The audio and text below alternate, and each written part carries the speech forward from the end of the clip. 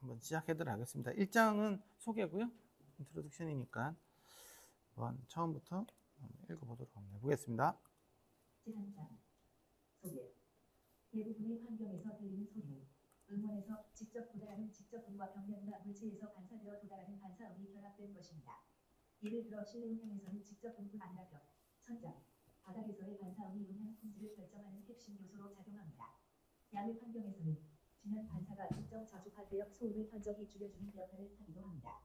이처럼 소리의 거동과 최종적인 청취 인식을 변화시키는 이러한 반사음을 어떻게 제어하느냐는 음향학에서 매우 중요한 주제입니다.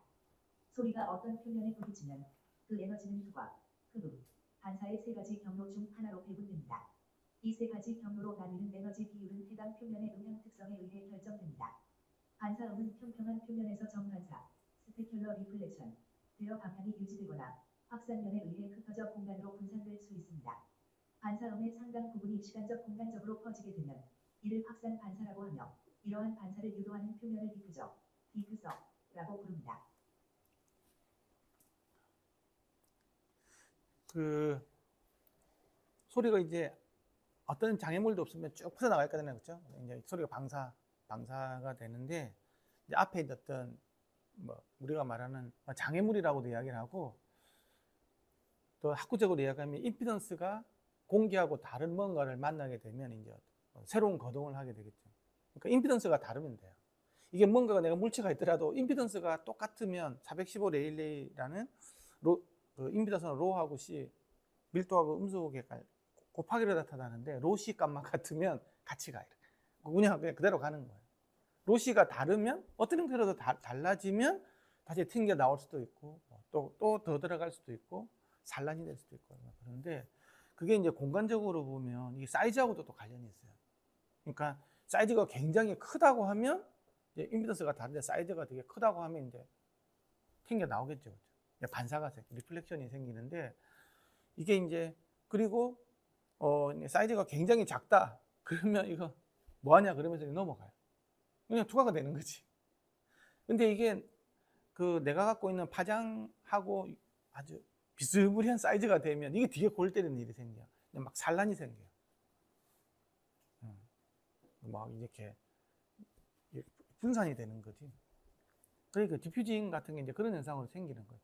근데 스캐터링이라고도 그러고 산란이라고 이야기를 하는데 우리가 저번에 세미나 할 때 음향학을 했으면 스캐터링이 굉장히 이제 그 이야기 들었을 거예요. 굉장히 그 표현하기 어려운데 어쨌든 그런 일이 생기는 거예요.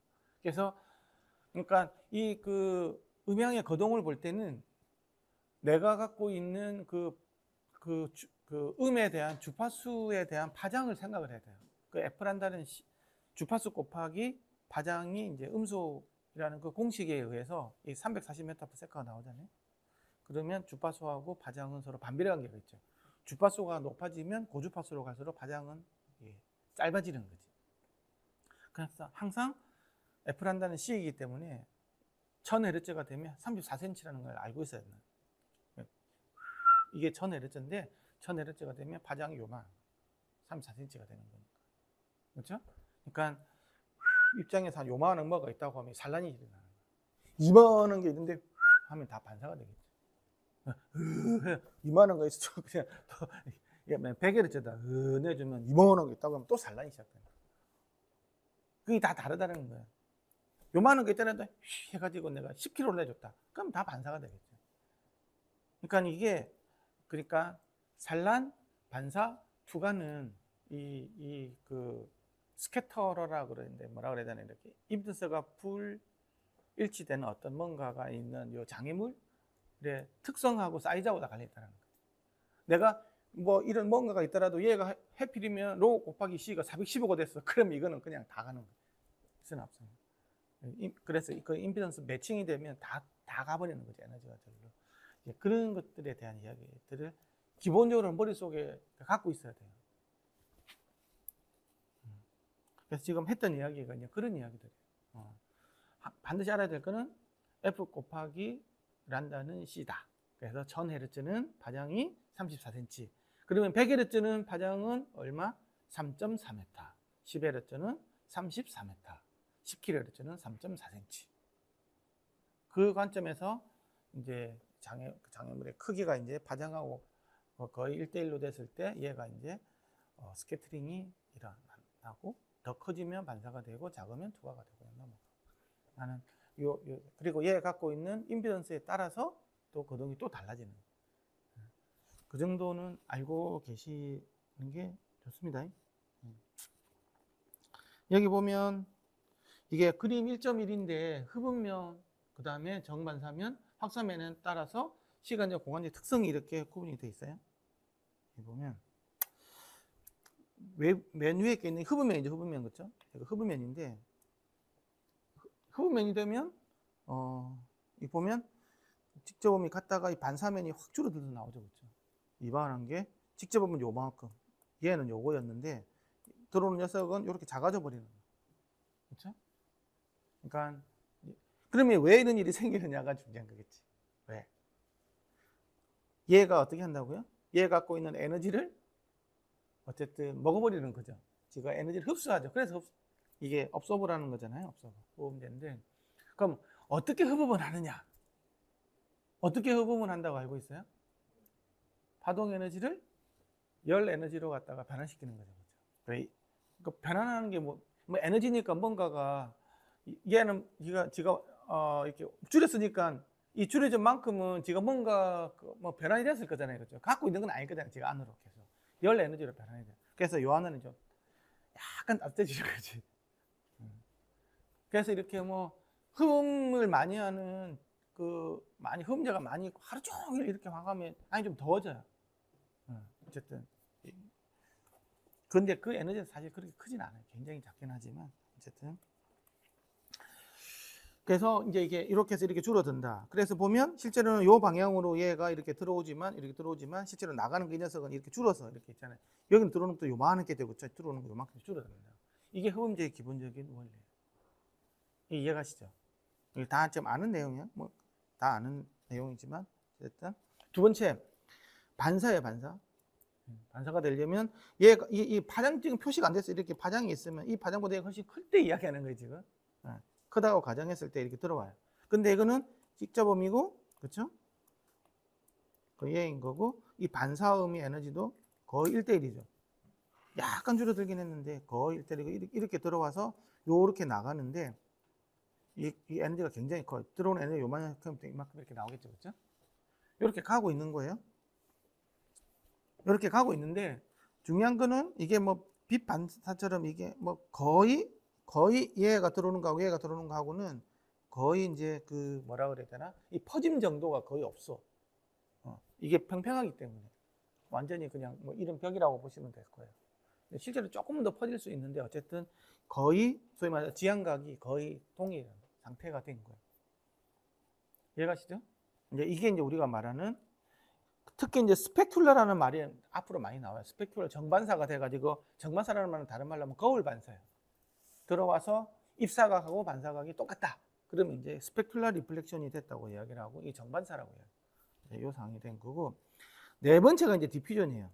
디퓨전 우리말로 하면 이제 확산이라고 이야기하는데 얘가 되게 재밌어. 우리가 뭐 저기도 보면 저기 뒤에 보면 확산판이 있거든요. 저기 QRD라고 이야기하는 게 저런 게 있고 또 이렇게 곡면으로 생긴 이런 것들도 있고 막 있잖아요. 이게 입사각이 들어온 입사음이에요. 요 굵은 거 있죠. 들어왔어요. 들어왔는데 얘가 이제 요것들이 이제 여기로 오는 거예요. 재밌는 거는 얘는 이거는 지금 시간축이잖아요. 그렇죠? 이거는 이제 뭐 이게 이렇게 들어왔는데도 불구하고 이게 골고루 전 방향으로 이렇게 해가지고 동일한 에너지로 거의 유사한 에너지로 퍼졌다는 얘기 나타내는 거거든. 예? 근데 여기서 재밌게 봐야 될 거는 바로 요 그래프예요. 요 그래프인데 시간적으로 이렇게 다 흩어지죠, 그렇죠? 여기는 들어올 때 어느 특정한 시간에 들어왔는데 이 나가는 거는 시간적으로 다 분산이 된다고. 그래서 얘는 시간적인 디퓨전을 나타내고요. 얘는 공간적인 디퓨전을 나타내요. 방향별로 다 다르게. 시간과 그러니까 이거는 템포럴한 디퓨전이 생기는 거고 이거는 스페셜하게 디퓨전이 생기는 거예요. 이 두 개를 동시에 만족시키기 위해서 어떻게 그러면 이제 이거는 뭐 아까 얘기할 때 여러 개로 날아가게끔 뭐 여기 모양을 어떻게 이렇게 입체적으로 이렇게 정해주시면 되겠다고 생각을 하는데, 그렇게 해가지고 어쨌든 이렇게 날아가겠죠, 그렇죠? 그러면 이거를 왜 시간적으로 이렇게 했을까라는 거, 시간적으로 이렇게. 이 시간적으로 이렇게 해주기 위해서 이 안에 보면 깊이가 다 다르죠, 그렇죠? 이 깊은 녀석이 있고 얇은 녀석이 있잖아요. 깊은 녀석은 시간적으로 뒤에 오겠죠. 왜냐하면 여기까지 왔다 갔다 와야 되니까. 그럼 이게 뒤쪽으로 갈 거고, 짧은 녀석 있잖아요. 이쪽은 시간적으로 앞에 온다고. 그렇죠?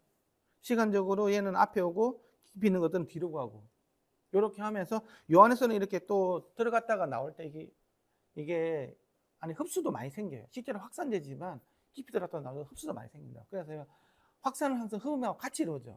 근데 확산의 영향이 더 크고 흡음 영향은 좀 작지. 어쨌든 이렇게 돼가지고 시간적으로 흩어져 주는데, 이게 이제 이 시간적으로 흩어져 주면서 공간적으로 이렇게 다 해주기 위해서 이제 여러 가지 여기 수학적인 이론이 들어가 있는. 그래서 QRD라 그래가지고 뭐 쿼드라틱, 레지듀얼 뭐 어쩌고 저쩌고 뭐 디퓨징인가 뭐 이런 게. 쿼드라틱이라는 뭔가 제곱을 해가지고 거기에 대한 나머지를 가지고 뭔가를 깊이를 정했다는 얘기예요. 소수에서 출발해가지고 이제 그런 이론들이 나중에 QRD를 만들 때, 그래서 공간적으로도 이렇게 똑같은 에너지가 나오도록 하면서 시간적으로도 이렇게 떨어져가지고. 왜냐면 시간적으로 이게 만약에 이게 일정한 관계 이렇게 됐다. 그렇게 되면 나중에 무슨 일이 생기겠어요? 컴퓨터가 생기겠지. 일정한 시간이 되면. 시간적으로 확 붙어야지. 염띄엄 이렇게 있으면 컴퓨터가 걸린다. 그러면 이 녀석하고 딱 정수배가 뭐 대가 이렇게 딱 나온다, 이런 식으로 된다고 하면 이게 특정 주파수면 죽고, 특정 주파수에 하모닉스는 죽고, 특정 주파수로 또 하모닉스의 가운데 이런 건 그렇게 살아나고 해가지고 주파수 이렇게 소리가 엉망이 돼버린다. 그래서 하기 위해서 난 QRD 해가지고 난 레지더를 쓰고 막 소수 이론에 해가지고 정수배가 안 되는 걸로 막 찾아가지고 그 짓을 해가지고 낸 게 지금 저런 우리가 만든 저런 뭐 깊이가 서로 막 다른 이런 것들을 한 거예요. 이해가시죠? 뭐 이런 게 있는 거야. 그러면 왜 이렇게 시간적으로 확산을 시키고, 우리가 보통 확산 그러면 공간적으로 확산만 생각을 하잖아. 그렇죠? 공간적으로 이렇게 왜냐면 여기서 보면 요런 이쪽도 다 날아가고 싶기 때문에 그러는 걸 거잖아요. 그렇죠? 그래서 이것만 되면 당연히 요것만 생각을 하는데, 요 시간적인 확산도 굉장히 중요한 파라미터가 돼요. 그래서 이게 이걸 얘를 만든 사람이 되게 좀 나름대로 되게 똑똑한 사람이었다. 그래서 이게 이런 QRD 개념 이렇게 나오게 슈레더 확산판이라 그러는데, 슈레더 확산판이 나오고 나서 좀 많은 부분들이 이렇게 실제 개선이 많이 됐죠. 근데 오늘 내가 얘기해 주고 싶은 것들은 이런 사람들이 확산판 이거를 그래서 이게 되게 좋은 거네 이렇게 좋은 거죠. 그런데 너무 말도 안 되게 사용하는 경우가 너무 많아. 흡음재도 그렇고.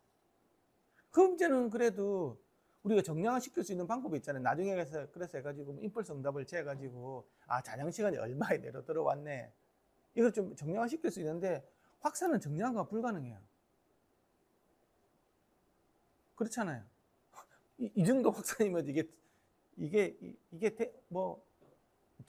정확한 건가? 그걸 알 수가 없어요.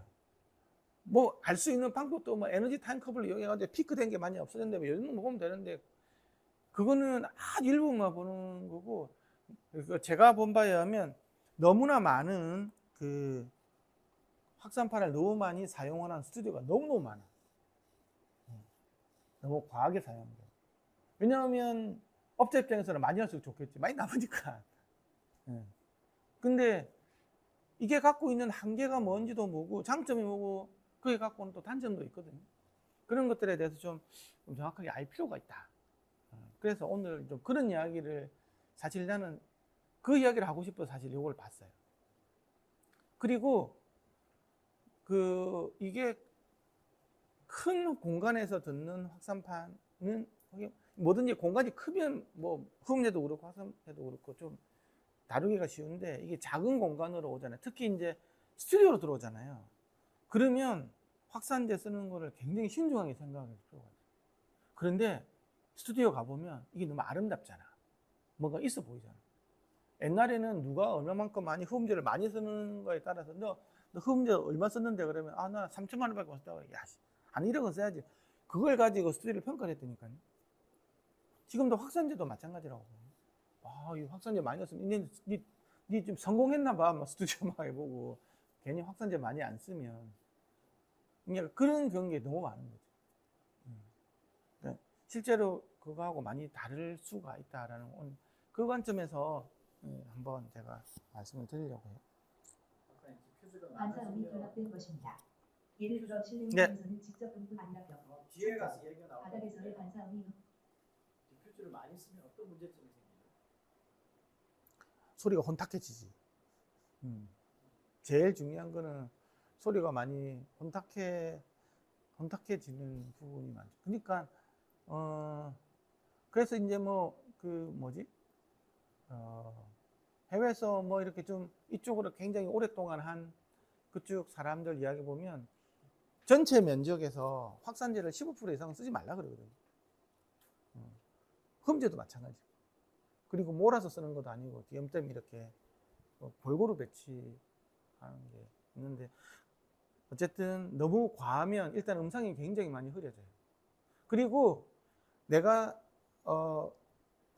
첫 번째 룰은 확산제에 대한 첫 번째 룰은 확산제하고 내 거리가 적어도 1m 이상은 떨어졌을 때 그래도 써야 돼요.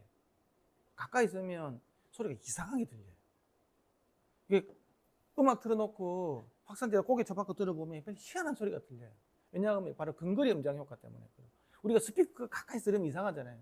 3웨이 스피커인데 아주 가까이 들으면 도달 시간이 다 다르잖아요. 그렇죠? 이게 같이 모여서 이게 그 어떤 파면을 형성하는데 일정한 거리가 필요하거든요. 그래서 그것도 반향에 따라 또 달라. 저주파수 같으면 더 실제로는 한 8m 정도 돼야 된다는 이야기도 있어요. 그래서 이런 확산제 이런 것들은 스튜디오 말고 공연장에 쓰는 것도 다 오케이야. 다 좋은 쪽으로 가는데 중요한 건 조그만 스튜디오에서 확산제를 써버리면 이게 다 거의 다 니어필드에서 이렇게 형성이 돼버리기 때문에 문제가 많이 생겨요. 그리고 1차 반사음이 들어오는데 확산제는 굉장히 신중을 이렇게 해야 돼요. 그리고 이 확산제도 뎁스가 굉장히 중요한데 이 확산제는 나중에 알겠지만 룸모드 이상의 주파수에서 다 해결이 돼야 되거든요. 확산을 시켜. 룸모드 밑에까지 할 수가 없어. 이론적으로는. 보통 우리가 쓰는 스튜디오 룸모드가 보통 200에서 300여 주파수거든요. 200Hz 이상에서 이 확산제를 쓰려면 적어도 뎁스가 3cm, 많게는 50cm 이상이 돼야만 기본적인 확산이 돼요. 다른 말로 하면 아까도 얘기했지만 뎁스가 짧잖아요. 그렇죠? 그러면 고주파만 확산되고 저주파수는 그냥 정반사야. 저주파수 입장에서는 QRT 있어봤자 뭐하냐 그러면서 그냥 맞고 지 갈 길 간다고 이렇게. 그러니까 그런 여러 가지 그 확산제가 어떻게 구동을 하는지 메커니즘에 대해서 정확하게 좀 이해를 하실 필요가 있다는. 그래서 확산제는 1차 반사음 말고 2차, 3차 반사음이 생기는 데서 하는 것들은 오케이. 그리고 내가 좀 거기서 좀 머리를 떨어져 있어야 돼. 제일 나쁜 것들은 확산제 붙여놓고 바로 뒤에 소파 붙여놓고 다 앉는 사람 있잖아요. 그 되게 안 좋아. 그러면 소리가 되게 좀 더럽게 들려. 우리가 스피커에서 듣는 그 근거리 음장보다 훨씬 더 안 좋다고 이야기를 해요. 저도 옛날에 한번 집에도 확산제를 해놓고 가까이서 들어봤는데 소리가 너무너무 이상한 거예요. 근데 멀리 들으면 또 좋아. 나는 그때 이 확산제를 잘못 만들었나 생각을 했는데 이제 그런 게 아니에요. 그렇게 쓰면 안 되는 거예요.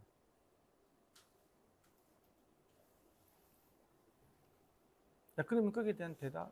네. 네.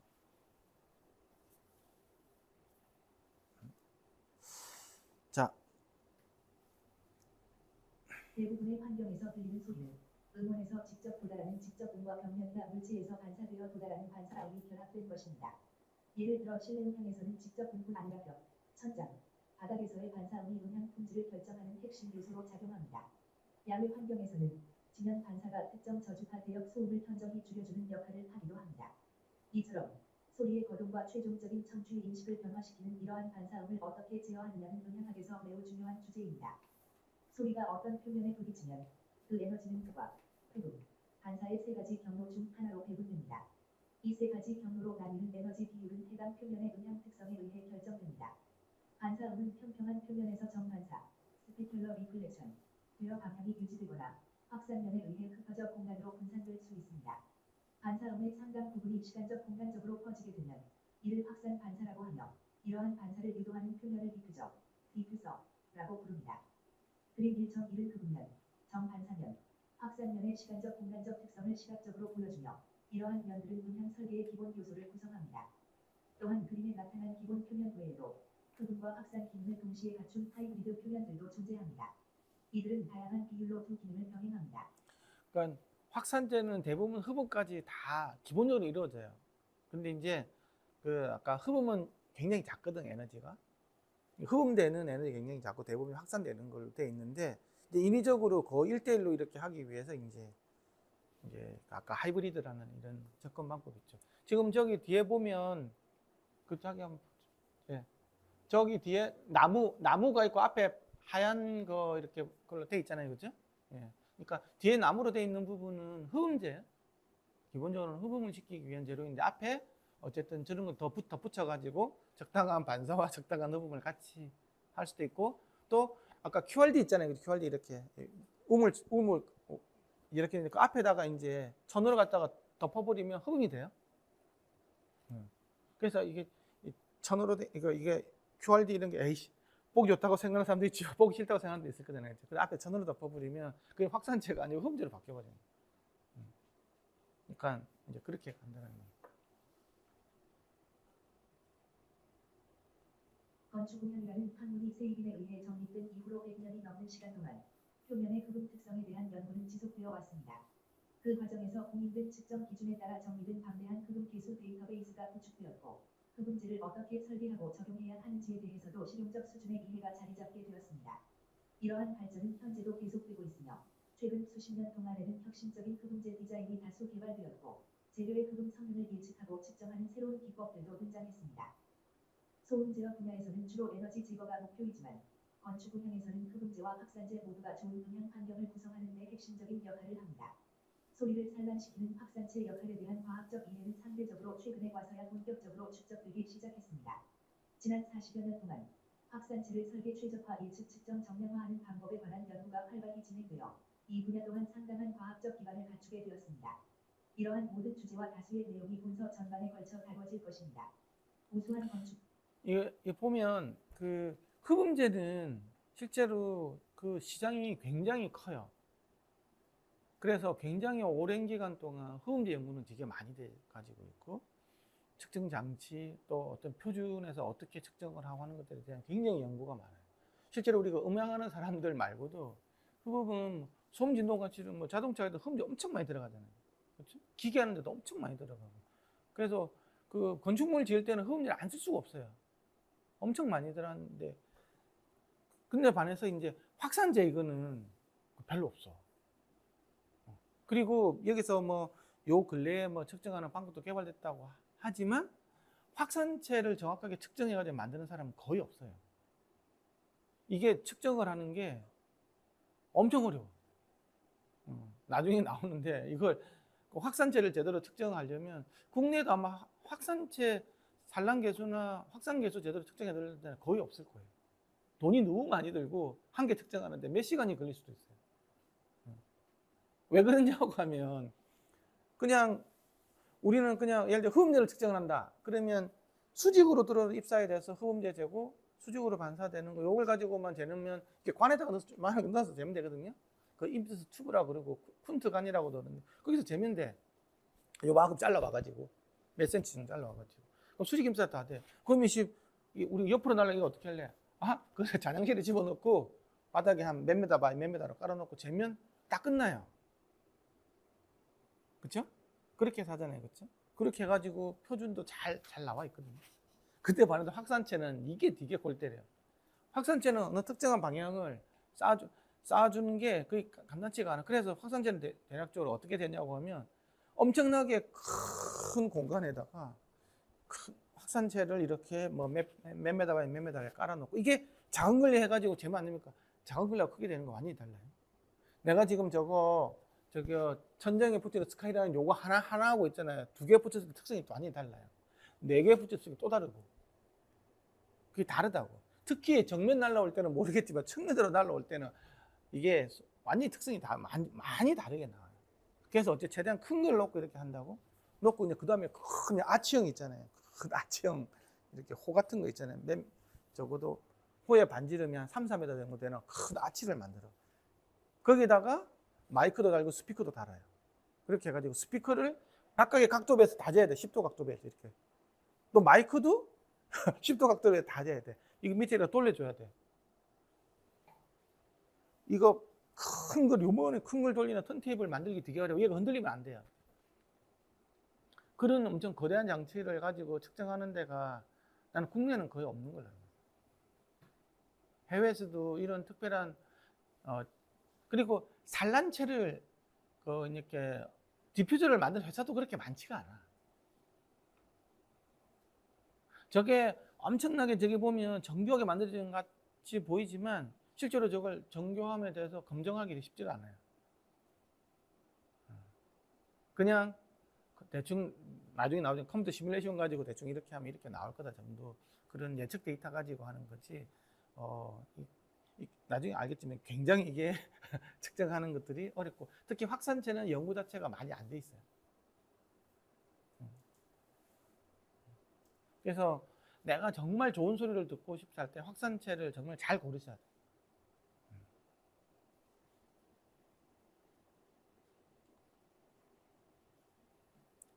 왜냐 그러면 디퓨저는 쓰는 데가 그렇게 많지 않고 시장 자체가 적어요.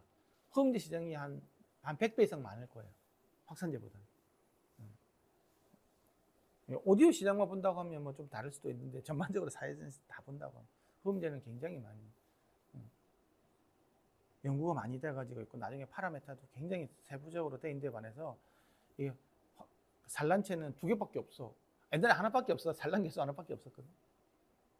지금은 이제 산란 개수 말도 안 된다 그래가지고 확산 개수까지 지금 이제 나와 있는 상황인데 그런 이야기가 나와요.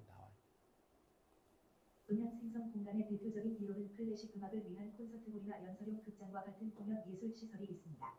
이들 공간에서는 음향 특성이 청취되는 소리에 큰 영향을 미치며 음악이 아름답게 들리는지 말소리가 명확하게 전달되는지는 다음과 같은 요소들에 의해 결정됩니다. 초기 반사음 도달 시간, 방향성과 시간 밀도, 반사음 음악 수준, 초기 에너지와 후반 에너지 간의 균형, 감쇄 시간, 그리고 후기 반사음의 시간적 및 공간적 밀도 등입니다. 이러한 요소들은 최종적으로 청취되는 음의 품질과 청취자가 느끼는 공간적 호의감, 인벨로프먼트의 정도를 정의합니다. 대형 공연장과 같은 음향 생성 공간에서는 반사와 확산 반사가 주요한 음향 설계 수단으로 활용되며 이러한 개념은 그림 1.2에 도식적으로 제시되어 있습니다. 잔향을 조절하기 위해 흡음이 사용될 수 있으나 관객이 불가피한 흡음을 유발한다는 점 역시 고려해야 합니다. 이 보면 그림 1.2에 보면 이게 콘서트홀이나 리사이틀홀, 강당, 극장, 회의실, 법정, 예배당 등과 같은 음향 생성 공간에서 3가지 음향 처리 방식의 상대적인 중요도예요. 3가지가 뭐냐? 내가 정반사를 이용을 할 건지, 스페큘러 레이플을 이용할 건지, 반사제를 쓸 건지 이야기하는 거죠, 그렇죠? 그 다음에는 업섭션 해가지고 이게 이제 그 흡음을 내가 할 건지, 3번째는 디퓨징을 할 건지, 확산제를 쓸 건지 하는 부분이에요. 근데 이런 거 같은 경우에는 흡음보다는 반사제하고 확산제가 좀 더 중요한 비중을 차지한다는 거예요. 딱 가운데 있으면 3개가 다 중요하다는 얘기인데 이쪽이 조금 더 있다는 그렇게 보시면 돼요.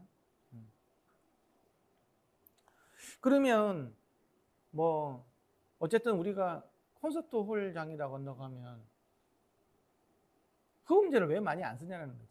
콘서트 홀에서 흡음제를 한때는 옛날에 흡음제를 많이 썼던 경우도 있어요. 특히 이제 뒤에서 예를 들면 에코가 생긴다. 특히 펜시업 같은 경우는 이렇게 모아서 이렇게 오는 경우도 많잖아요. 그렇죠? 그러면 무대 쪽에서 보면 저쪽에서 뒤에서 초창기에는 그걸 갖다 흡음을 시킨 적이 있다고. 그렇게 하면 이제 어쨌든 뭐 플러트 에코도 없어지고 뭐 이런 것도 플러트 에코를 없애라든지 에코를 없애려고 특히 에코를 없애는 목적으로 하기 위해서 뭐 흡음을 쓰면 에코 돌아오는 양이 줄어드니까 그렇게 생각이 쉽잖아요. 이제. 근데 초기에는 그렇게 요즘 잘 안 한다고. 왜냐? 흡음을 해버리면 에너지가 줄어들어 버리잖아. 그 공연장에서는 이게 내가 그 발생 에너지를 최대한으로 인공적으로 안 살리고 자연적으로 살리는 걸 목표로 하면 좋은 거지. 그걸 죽여버리면 그 이제 뒤에 이제 포효감이나 이런 것들이 줄어들거든. 그래서 이제 그걸 어떻게 하냐고 이제 확산제를 써가지고 주변에 확산제를 써서 이제 이렇게 안 날라오고 이거보다 퍼지게 하는 거예요.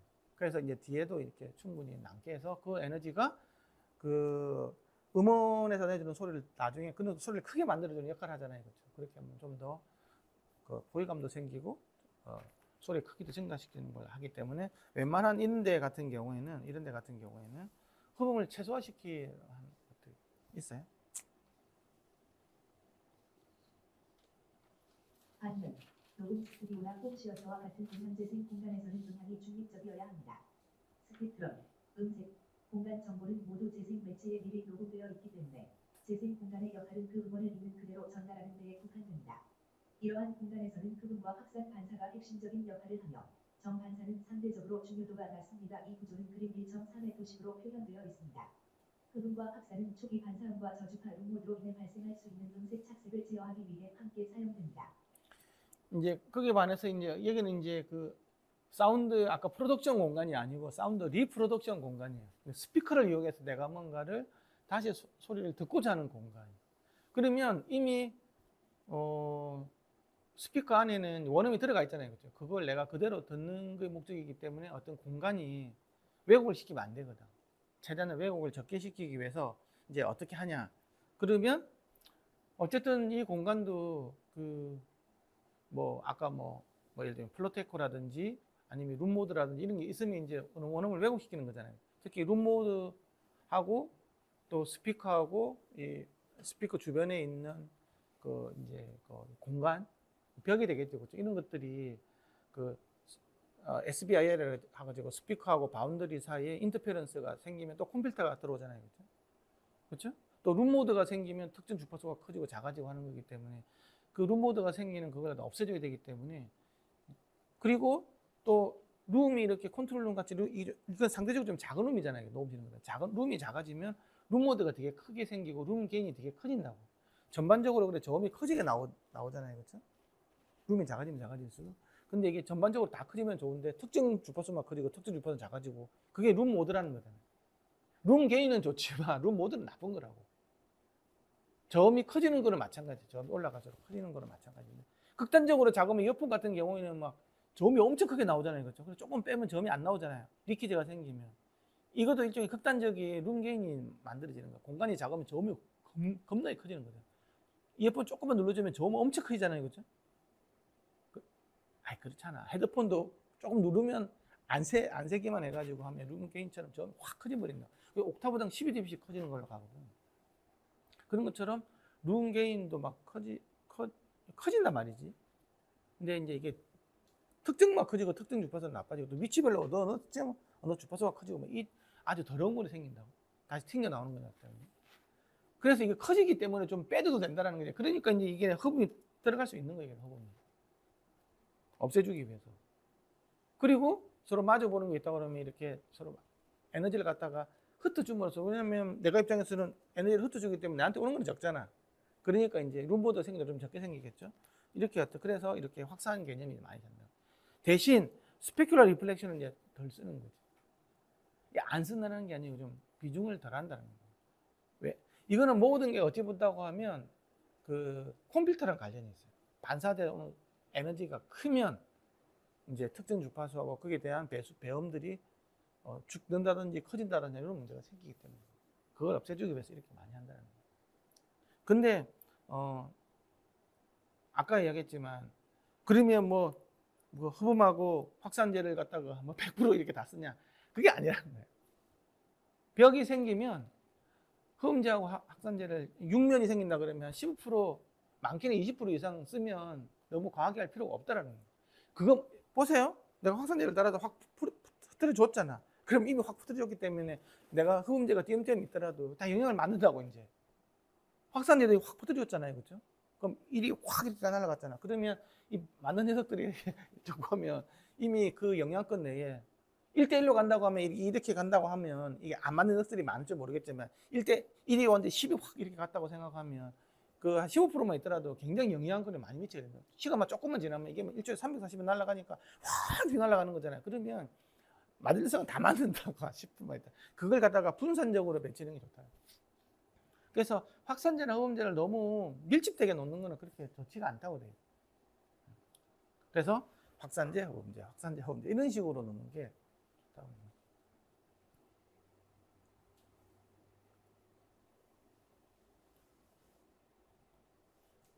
이해가시죠?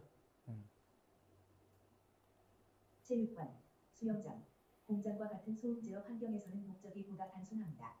주요 목표는 잔향과 전체 음악 수준을 줄이는 것이며 이는 청력 손상을 방지하거나 음성 전달력을 향상시키기 위한 조치일 수 있습니다. 이 경우 흡음제를 공간 전반에 균일하게 분포시키는 것이 주요한 방향도구이며 정반사나 확산 반사의 역할은 상대적으로 제한적입니다. 이와 같은 구성은 그림 1.4에 간략하게 나타나 있습니다. 단, 확산제는 공간 내 음향 분포가 비균일하거나 비확산적인 경우 보조적 수단으로 효과를 발휘할 수 있습니다. 다만 이 그림은 실제 공간을 단순화한 일반적 모델이라는 점을 유의해야 합니다. 이게 아까 공장이라든지 뭐 이런 거는 있잖아요. 공장, 체육관, 수영장, 도서관, 아트리움, 방음벽 이거는 무조건 이제 반사음 줄이게 되는 거야. 그때 이제 제일 많이 하는 것들이 대부분 흡음이죠. 그런데 이게 내가 흡음을 많이 못 달잖아요. 그렇죠? 예를 들면 돈 때문에 못 달 수도 있고 실제로 보면 못 달 경우가 되게 많아. 뭐 내가 작업 공간에 뭐 이렇게 놓을 수는 없잖아요. 애들이 가서 푹푹 치고 막 이렇게 되면 금방 고장 나고 뭐 하니까. 그렇죠? 내가 조리하는 뭐 식당이다 그러면 옆에 흡음이 놓기 어렵잖아요. 그러면 확산제를 좀 더해주면 흡음이 더 잘 돼. 왜냐? 아까 확산제가 없이 그냥 반사했다 그러면 1대1로만 가니까. 그렇죠? 여기 나 1로만 가니까 특정 방향으로 에너지 가잖아요. 확 흩어주면 그 애가 흡음제에 도달할 가능성이 더 크잖아. 그래서 흡음제가 작으면 확산제하고 흡음제를 갖다가 적절하게 골라서 쓰면 흡음이 훨씬 더 잘 돼. 그런데 이제 어쨌든 내가 진짜 흡음만 진짜 완전 해야 되고, 이제 이거는 수영장에서 확산판 해가지고 와 소리가 아름답네. 그 의미가 없잖아. 너무 이렇게 너무 라이브 할 때는 이제 흡음제를 가지고 하는 거지. 근데 내가 흡음제를 많이 붙일 수 없을 때는 어쩔 수 없이 이제 그때는 확산제도 이제 좀 해서 이렇게 할 수 있는 게 되게 많아요. 그런 부분이 있다.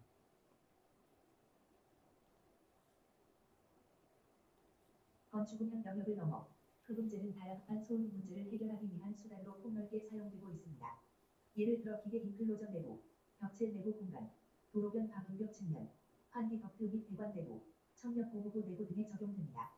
이러한 경우에도 흡음제의 작동 원리와 재료의 설계 및 특성화를 위한 모델과 측정 방식은 건축음향에 사용하는 것과 거의 동일합니다.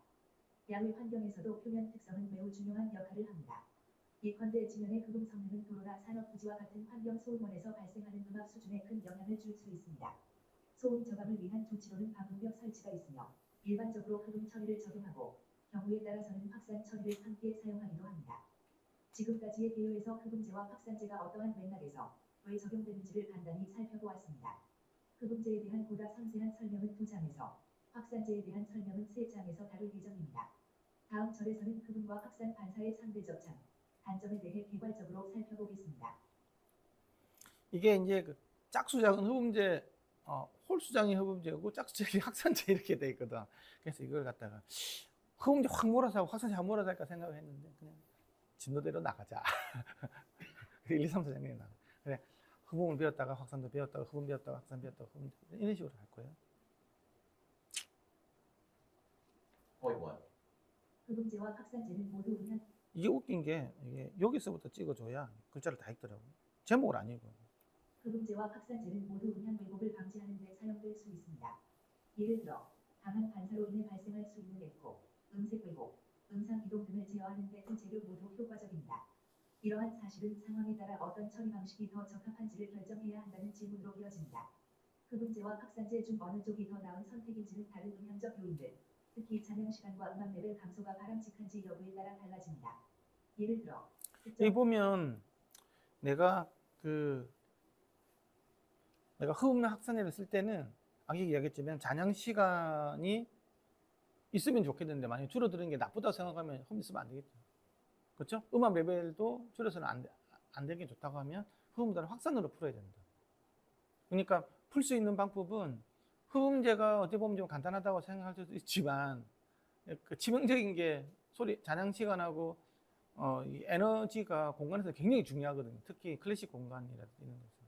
그래서 흡음제를 함부로 쓰는 것들은 내가 거기에 대해서 이걸 치하기 위해서 이걸 주게 되겠다는 판단이 정확하게 섰을 때만 하라는 거지. 아니면 확산제로 풀어야 돼.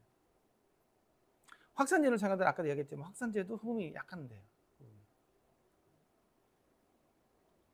확산제는 반사를 분산시켜 굴곡을 줄이면서도 에너지를 공간에서 제거하지 않기 때문에 특히 음향 에너지가 중요한 콘서트홀과 같은 공간에서는 우선적으로 사용됩니다.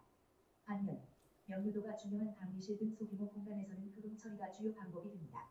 실제 설계에서는 잔향 시간과 음압을 조절하기 위해 흡음제를 사용하고 초기 반사음을 왜곡 없이 음성 전달을 보조하는 방향으로 활용하기 위해 확산제를 병행하는 방식으로 균형을 이룹니다. 만약 반사가 명료도에 기여하지 못할 경우 이러한 반사음은 흡수되거나 공간이 지나치게 대도해지지 않는 한에서 확산되어 공간감과 음장감을 개선할 수 있습니다. 저는 청취 환경에서는 일반적으로 흡음제와 확산제를 혼합하여 이게 뭐 다 아는 내용일 건데 하스 효과라는 게 있어요. 선행음 효과라는 그거 아는 거 엄청 중요하거든요. 이게 사람의 그 귀라는 게 뭐 오랜 기간 진화를 통해서 뭐 옛날에는 주거를 이렇게 동굴에서 했을 거잖아요. 동굴에서 하면 동굴이 뭐 흡음 공간이 아니라 완전히 반사 공간이잖아요. 그렇죠? 완전 거의 100% 반사되는 공간이 입체적으로 막 생겼을 거라고. 호랑이가 있고 해서 어렁 해가지고 했는데 어느 곳에서는 뒤쪽에서 소리가 날 수 있어. 호랑이 소리가. 왜? 포커싱이 돼가지고. 그럼 이쪽으로 도망가면 다 잡혀 죽었겠죠. 그런 우리 원시 인류들은 이미 다 다이했다고. 그래서 제일 중요한 거는 내가 그런 반사가 있는 공간에서도 첫 음원이 나오는 소리에 굉장히 민감했어요, 사람이. 이 뇌가 그렇게 진화가 돼 있다고. 왜냐면 안 그래도 다 죽었을 거니까. 그 되게 재밌는 거야. 내가 소리가 큰 쪽으로 먼저 우리 사람이 소리가 있다고 느끼는 게 아니고 첫 번째 오는 쪽에 느낀다는 게 중요해. 그게 선행음 효과라는 거지. 먼저 오는 소리에 치우친다. 치우친다면 방향을 치우친다. 근데 이게 되게 재밌어. 사람의 귀 두 개가 한 17cm 정도 떨어져 있거든요. 있는데 이 소리 방향을 느낄 때 있잖아요. 스피커가 여기 있으면 정면에 있을 때는 똑같이 도달할 거잖아요. 그렇죠? 그래서 그 이 양계 사이의 차이가 0ms 차이가 없다고 하면 앞에 있거나 뒤에 있거나 요 선상에 있다고 느끼겠죠. 이걸 갖다가 정중면이라고 해가지고 영어로는 미디엄 플랜이라고. 이 미디엄 플랜이 있다고 느낀다. 근데 조그만 가다는 얘기 있잖아요. 요거만 우리는 이 각도를 방해각 각도를 몇 도도 다 느끼거든요. 한 3도 이상 다 느껴요. 거의. 요만큼. 그 3도면 몇 미리세컨드인지 압니까? 한 10,000분의 1초도 안 됩니다. 그 정도는. 여기 들어올 때 있잖아요. 90도로 완전히 들어올 때가 0.7초? 0.7미리세컨드? 그러니까 미리세컨드가 1000분의 1초죠. 그렇죠? 1000분의 1초도 안 돼. 그 정도로 아주 미세한 차이 가지고 사람의 방향을 다 느끼는 그런 훈련이 되어 있는 거죠. 그거 안에서 어떻게 토끼 어떻게 잡아가가지고 뭐 잡아야 될 거잖아요. 나가서 돌멩이를 던지 돌로 던지 해가지고 그렇게 해가지고 이게 잘 못 느낀 애들 또 옛날도 다이 하겠죠. 그리고 다 다이하고 다 잘 듣는 애들만 남아 있는 거예요 지금. 이거 그래서 수평을 특히 잘 느끼는 건데 우리 육상에서 뛰어다니기 때문에 우리가 새는 위아래를 잘 느끼지만 사람은 좌우를 잘 느끼. 그래서 귀가 양쪽에 있는 거야. 새는 이렇게 돼, 이 정도 이렇게 돼서 귀가. 고기도 이렇게 돌리죠. 사람은 고기 이렇게 돌리지만 이렇게 잘 안 하잖아. 이상한 애들 이렇게 잘하는 애들은 보통 좌우를 이렇게 잘 돌립니다. 그래서 그 10,000분의 1초 되는 요 시간을 가지고 이제 먹이를 찾는 겁니다. 그렇게 떼가지고 있는데 이게 내가 이제 이게 아까 여기까지 가는 게 아까 0.7ms라고 했죠. 그렇죠. 그러니까 1ms 안 되는 걸 가지고 위치를 찾아. 위치를 찾는다고. 그래서 이제 나중에 스피커 두 개를 가지고 이렇게 이제 우리가 스피커 두 개가 딱 있는데 두 개가 똑같은 시간을 내주잖아요. 그렇죠? 똑같은 시간 내주면서 음이 앞에 잡히잖아. 헛개비상이 잡히죠. 그렇죠? 그게 이제 우리가 팬덤 센터라고 이야기하거든. 화상이 잡힌다고 하면 돼. 그거 되게 신기한 거죠. 스피커는 원래 여기가 있고 두 개가 똑같이 어쩌다 보니까 시간적으로 똑같이 들어오고 레벨이 똑같이 여기 시그널이 일로도 들어오고 일로 들어올 거잖아요. 일로 들어올 거잖아요. 그렇게 되면 가운데서 잡혀. 왜 가운데서 잡히지? 이게 사실 스테레오 나중에 오늘 우리가 내가 나중에 이야기하겠지만 그 스튜디오에서 그렇게 돼버리면 얘에서 일로 가는 녀석하고 여기서 일로 가는 녀석이 서로 같이 섞이게 되잖아. 그렇죠? 똑같은 걸 내줬다는 가정하에서 모노 시간 씩 내주면 여기 잡히잖아. 근데 실제로는 그러면 여기서 가운데서 똑같은 스피커를 가운데서 놔준 거하고 소리가 같냐라는 거야. 그게 달라. 직접 여기서 진짜 그 스피커가 나오는 소리하고 이 두 개가 똑같이 칙 하고 내줬는데 여기서 가운데 잡히는 거랑 완전히 다른 소리예요. 멍청하게 잡혀요. 가운데. 실적이 있는 것보다는. 그런데도 사람은 거기 우리가 익숙해져 있어. 그래서 리얼 센터하고 패트 센터는 완전히 다른데 우리는 너무 오랫동안 익숙해져가지고 스테레오 해가지고 두 개에서 똑같이 들리거든. 왜 들리지는 몰라. 지금도 몰라요. 그거는 펜던펜다가 왜 잡히지는 몰라. 그걸 우리가 이용만 하는 거지. 뭐 뇌에서 그렇게 되지 않을까 뭐 이렇게 상상만 하는 거지. 그래서 뭐 이렇게 벡터 가지고 벡터 썸을 해가지고 같은 게 두 개가 크기가 같고 위상이 같으면 이렇게 될 거니까 이쪽에서 이쪽에 들어오지만 이 썸을 해보면 핫벡터가 돼가지고 가운데서 나온다. 이런 말도 안 되는 이론을 가지고 우리가 알고 있는 얄팍한 인식 가지고 뭐 그렇게 잡히지 않을까라고 생각을 하는 거지. 근데 그거는 그러니까 뇌에서는 어떻게 되는지 모르지만 우리는 그렇게 그냥 하는 거예요. 그래서 우리가 가지고 펜 만들어 가지고 뭐 사인 코사인 해가지고 뭐 이쪽을 가고 이 짓을 해가지고 찾는데 그거는 네가 많이 내가 많이 저주파 고주파 다 다르니까 여러 가지 패닝 기법들이 막 나오고 뭐 이런 것들이 사실 있어요. 그 이야기가 굉장히 이제 긴 스토리인데 그건 여기 차치하고. 근데 이게 이제 1ms, 2ms 두 개가 내줬어요. 그래서 내가 조금만 0.1초보다 좀 이렇게 가는 0.1초가 되면 1로그에 다 가는 거죠. 만분의 1초만 2대 맞으면 이렇게 가는 거예요. 시간적으로 조금만 딜레이만 해주더라 이렇게 가게 돼 있거든요. 근데 재미있는 거는 그래가지고 예를 들면 0.1초가 아니고 1ms 그러니까 이게 왔어요. 그렇죠? 그런데 그럼 이쪽을 이제 2ms 내줘 보는 거. 2ms 되면 어떻게 될까요? 같이 여기 왔어. 얘를 갖다가 1000분의 1초 늦게 내주니까 소리가 이쪽으로 와버린 거예요. 그렇죠? 그럼 소리는 이쪽 스피커에서 나는 것처럼 들리는 거예요. 지금 그렇게 돼가 있는데 그럼 이거 얘를 2ms 내주면 어떻게 될까요? 똑같이 그대로 있어요. 3ms도 그대로 있어. 4ms도 그대로 있어. 10ms도 그대로 있다. 그러면 이건 뭐예요? 얘는 방향은 여기인데 이 소리를 크게 만들어주는 역할을 해요. 굉장히 중요한 역할을 하는데 얘는 선행음 효과 때문에 내가 여기 있다고 방향을 느끼지만 이 소리를 위해서 얘가 더 커지게 느껴지는 거예요. 그거 되게 신기하죠? 이게 언제까지 가냐? 30ms까지 계속 얘가 커지는 효과예요. 근데 그 느낌은 조금 달라요. 그러면 얘가 방금 나왔을 때 이미징이 이렇게 딱 또렷하게 매치돼 있잖아요.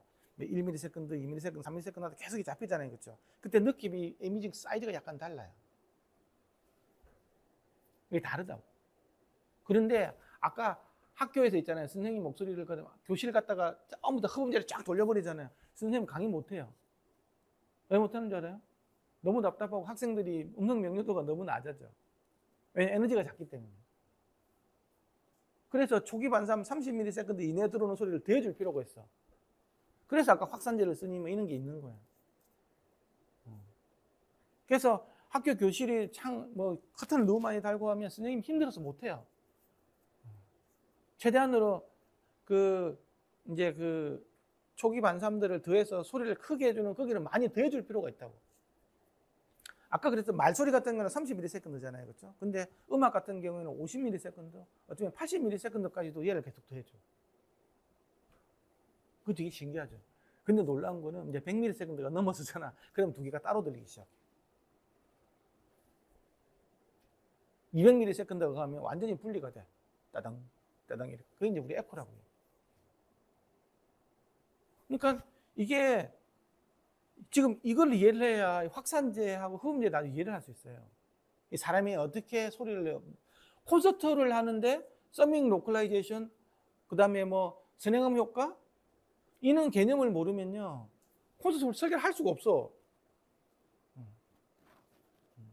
그래서 음향을 알아야 되지만 이거는 그러니까 심리 음향의 문제잖아요. 그렇죠? 내가 이렇게 그렇게 판단하는 거잖아요. 왜 그렇게 되는지 모르겠지만 사람은 어쨌든 뭐 그렇다라는 거예요. 그게 그 다 실험을 해보니까 그렇다라는 것밖에 없어요. 그렇다라는 거지 이게 왜 그런지에 대해서는 알 수가 없어요. 뇌에서는 무슨 일이 벌어진지 우리가 알 수가 없으니까. 그래서 처음에는 합산 정의가 되다가 그 다음에는 선행음 효과로 해가지고 뭐 30ms, 50ms, 100ms 이네, 80ms 이렇게 오다가 100ms가 넘어가면 이제 두 개가 분리돼서 돼요. 요 메커니즘을 근데 그렇게 됐을 때 귀가 두 개가 됐을 때 느끼는 그 메커니즘은 또 굉장히 또 복잡해. 어떤 글은 내가 스페이셔니스를 느낄 수도 있고 이미징이 브로드닝 해가지고 ASW라고 그래가지고 어페어드 소스 위드스가 커지는 경우도 있고 그렇죠? 그러면 내가 확산제를 쓰면 당연히 커지겠죠 이렇게. 근데 확산제를 잘못 써가지고 뒤에 들어온다. 그러면 또 더 나빠지는 게 이미징이 막 커지는 게 아니고 이제 뭐 블러링이 생기는까지 이제 가는 거예요. 그러니까 그 시간 내에 어떤 식으로 그걸 할 건지에 대해서 뭐 있는 것들에 대한 그러면 그럼 내가 이 반사음이 무조건 아까 보니까 뭐 확산체만 적고 반사음이 다 나쁘다. 반사음도 있잖아요. 그래서 맞고 들어오는 게 20dB 이하로 들어오면 별로 큰 영향은 없어요. 그런데 이게 크게 들어오면 문제 생기는. 그럼 컴퓨터가 잘 보일 거잖아요, 그렇죠? 근데 작게 들어오면 괜찮다고. 근데 아까 작게 들어오려고 쓰는 방법이 확산체 쓰는 거잖아. 에너지를 확 들어주니까 쑥 줄어들 거잖아, 에너지가. 그렇지? 들어가는 양은 뻔한데 10분의 1씩 나눠 가지면 그냥 20dB 확 떨어질 거잖아. 예, 어쨌든 뭐 그런 거라는 거예요. 근데 아까 확산체라는 게 모든 주파수에 대해 다 그렇게 우리가 생각했던 건데 10분의 1씩 떨어져 가지고 하는 게 아니라는 거 이게. 그렇게 되려면 확산체가 엄청 두꺼워야 돼 이렇게.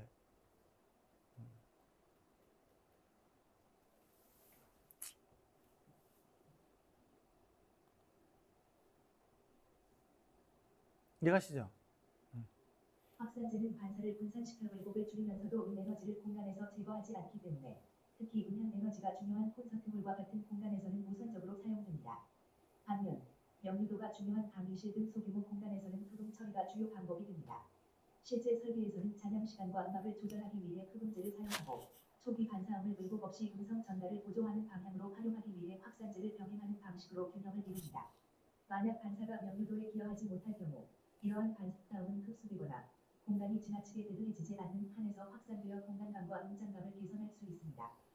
전문 청취 환경에서는 일반적으로 흡음재와 확산재를 혼합하여 사용합니다. 이때는 한차 반사음을 제어할 수 있도록 흡음 또는 확산 처리를 적절히 배치합니다. 흡음재를 사용할 경우 음향 무대에서의 음상은 한 지점에 집중되는 경향이 있으며 확산재를 사용할 경우에는 보다 자연스러운 폭과 깊이를 형성하게 됩니다. 어떤 재료가 더 적절한지는 어느 정도 개인 취향의 영역입니다. 모든 처리가 흡음으로 이루어진다면 공간은 지나치게 대두해지고 일부 믹싱 엔지니어는 이를 선호할 수 있으나 일반적인 청취 공간에서는 바람직하지 않습니다. 따라서 공간에 어느 정도 생기를 유지하고자 한다면 흡음재와 확산재를 함께 사용하는 것이 필요합니다. 최근의 다채널 서라운드 청취 공간에 대한 심리음향 연구에 따르면 청취자의 몰입감을 높이기 위해 측면 및 공연벽, 천장의 단일 평면 확산재를 사용해 직방 반사음을 생성하는 것이 중요합니다. 이게 요즘은 돌비 트모스 한다고 이렇게 막 스피커 많이 다는 사람들이 하는 시도 중에 제일 큰 게 되게 데드하게 하는 거예요. 완전 데드하게. 예? 이 뭐 스피커에서 다 내줄 거니까. 근데 그거 실제로 아무리 내가 스피커를 많이 놓더라도 특히 사람은 옆에서 오는 소리, 뒤에 오는 소리에 대해서 방향을 못 찾아요. 이게 다 외국도 소리를 많이 느끼거든요. 그래서 그 구멍이 되게 많아 생각보다. 내가 7.1.4로 해놨는데도 이쪽 다 구멍이에요, 구멍. 그래서 적절하게 이제 확산재를 좀 달아줘야 구멍이 다 메꿔져요, 거기가.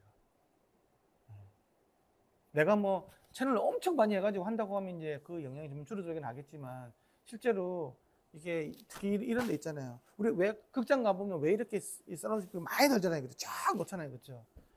그렇게 그 많은 사람들한테 구멍을 안 생기게 하기 위해서는 거의 붙여서 이렇게 놓듯이 해야 돼요. 그리고 또 천정에도 이렇게 달아주는데 천정에도 한 4개 정도 있으면 어느 정도 되겠죠. 2개 단다고 하면 위에다 확산재를 달아서 있잖아요. 더 많이 디퓨징을 시켜서 들어줄 필요가 있어요. 그렇게 해줘야 훨씬 더 몰입감을 많이 느낀다고. 특히 이제 좀 또 거리가 좀 가까우면 좀 덜한데 좀 스피커를 멀리 놓는 경우 있잖아요. 그렇죠. 이렇게 크기는 그냥 구멍이 더 크게 보일 거잖아. 스피커가 더 멀어지면 이 스피커 간의 거리가 더 이제 멀어질 거니까 그러면 실제로 공간이 굉장히 많이 생겨요.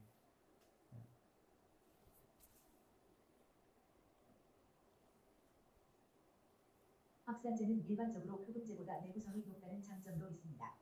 대부분의 흡음 기술은 섬유질 재료를 사용하며 이는 바람, 비, 유해 환경에 취약합니다. 예를 들어 철도역이나 도심 도로와 같은 환경에서는 미세입자 오염이 다량 발생하여 시간이 지나면서 섬유질 흡음재 기공을 막을 수 있습니다. 또한 외부 설치 시 섬유질 흡음재가 서서히 씻겨 나갈 위험도 큽니다. 따라서 음향 성능을 만족시킬 수 있다면 단단한 확산재를 사용하여 훨씬 더 내구성 높은 처리를 할 수 있습니다. 혹은 섬유를 포함하지 않는 마이크로 천공 구조나 세척 가능한 입자형 흡음재가 대안일 수도 있습니다. 결론적으로 흡음재와 확산재는 음향 설계에서 모두 중요한 역할을 합니다. 이들은 상호 보완적인 기능을 하며 적절히 병행해서 사용될 때 더 우수한 음향 성능을 실현할 수 있습니다. 1장은 1.2절만 하면 끝이거든요. 그래서 여기까지 하고 좀 쉬었다 합시다. 2장 3장도 이렇게 쉬울 것 같지? 아니야. 1장만 읽고 있잖아. 내가부터는 이제 내가 지금 여기 왜 있지? 막 이런 생각이 들 정도로 좀 어려워지는 부분이 있어요. 흡음재와 확산재를 선택할 때 고려해야 할 지속 가능성 관련 요소는 양쪽 모두 유사합니다. 우수한 음향 환경은 건축물의 사용성을 향상시키지만 대부분의 경우 지속 가능성은 에너지 소비를 비롯한 환경적 요소에 의해 주도됩니다. 영국의 한 표준 문서에서는 제품 인증 과정에서 고려할 수 있는 여러 가지 요소들을 목록으로 제시하고 있습니다. 표 1.1 창조. 환경 영향을 최소화하려면 음향 자재는 재활용된 소재이거나 자연적이고 풍부하거나 재생 가능한 자원으로 만들어져야 합니다. 또한 해당 제품 자체도 재활용 가능, 재사용 가능, 혹은 생분해성일 필요가 있습니다. 그러나 지속 가능성은 단지 재료의 재활용 가능성에만 국한되지 않습니다. 자재는 지역 또는 국내에서 조달되는 것이 바람직하며 제조 과정에서는 폐기물 재활용, 친환경 에너지 사용, 자원 효율적인 제조 공정 등이 고려되어야 합니다.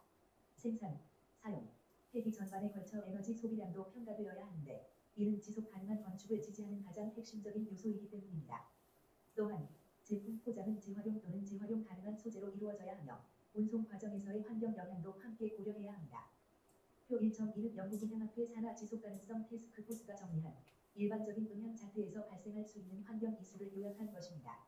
여기서 인바디드란 한 제품의 전체 수명주기 대시 즉 제조, 운송, 시공, 폐기 등 모든 단계를 포함한 개념을 의미하며 인바디드 카우버는 해당 제품의 이산화탄소 배출량, 인바디드 에너지는 총 에너지 소비량을 의미합니다. 이상적으로는 모든 제품에 대해 전체 생애주기 평가를 수행해야 하지만 현실적으로는 가능한 한 많은 주기 단계를 검토하는 것이 실질적인 최선의 접근입니다. 표 1.3에서는 일반적인 음향 자태에 대한 생애주기 평가 예시들을 제시하고 있습니다. 일부 자재는 다양한 환경적 영향을 가중 평균하여 하나의 단일 지표 점수로 나타낸 사례도 있습니다. 대표적인 예로는 브리 그린 파일에 포함된 브리 이코 프로파일즈가 있으며 그 외에도 이코 언벤트 데이터베이스와 같은 자료가 자재 선택에 도움을 줄 수 있습니다. 또한 일부 건축 자재는 네이처 플러스 등에서 제공하는 친환경 제품 인증 마크를 부여받기도 합니다. 전 세계적으로 다양한 친환경 건축 인증 시스템이 경쟁적으로 개발되고 있으며 이들은 건축물의 환경 영향을 최소화하는 방향으로 유도하기 위한 것입니다. 미국에서는 미국 친환경 건축위원회 어스그룹가 개발한 미드 리더시프 인 에너지 앤드 인바이런멘탈 디자인 인증 시스템이 대표적입니다. 미드 시스템은 인증을 받기 위해 프로젝트가 충족해야 할 구체적인 기준들을 제시하고 있습니다. 음향 자태와 관련하여 이들은 다음과 같은 항목을 다룹니다. 음향 성능과 관련된 필수 요구 사항, 재활용 소재의 함량, 인증된 공급원에서 생산된 목재 사용 여부, 휘발성 유기화 학물이 낮은 페인트 및 코팅제 사용 여부 등 미드 인증은 획득 점수에 따라 4등급으로 나뉩니다. 플래티넘 80점 이상, 골드 60, 79점, 실버 50, 59점, 인증, 서터파이 40, 49점. 인증을 받기 위해서는 미드의 모든 필수 요건, 성면 제거, 실내 흡연 금지 등을 만족해야 하며 이후 각 기준별 점수를 취득해 최종 등급을 결정하게 됩니다. 미드는 다음과 같은 주요 평가 영역으로 구성됩니다. 통합 설계 프로세스, 위치 및 교통, 자재 및 자원, 수자원 효율성, 에너지 및 대기, 지속 가능한 부지, 실내 환경 품질, 혁신, 지역 우선순위, 끝. 여기 지속 가능한 흡입 확산제를 책에 있는 거 내가 많이 빼버렸어요. 뭐지? PDF 파일 영문 있잖아요. 그게 뭐 엄청 말이 많은데 이거 뭐 혹시 사업하시는 분 있으면 좀 이렇게 읽어보고 이게 되게 중요한 에코 프렌들리하게 만들어야 되는데 수출할 거 있는 거 하려면 뭐 읽어보시면 될 것 같아서 다 뺐어요.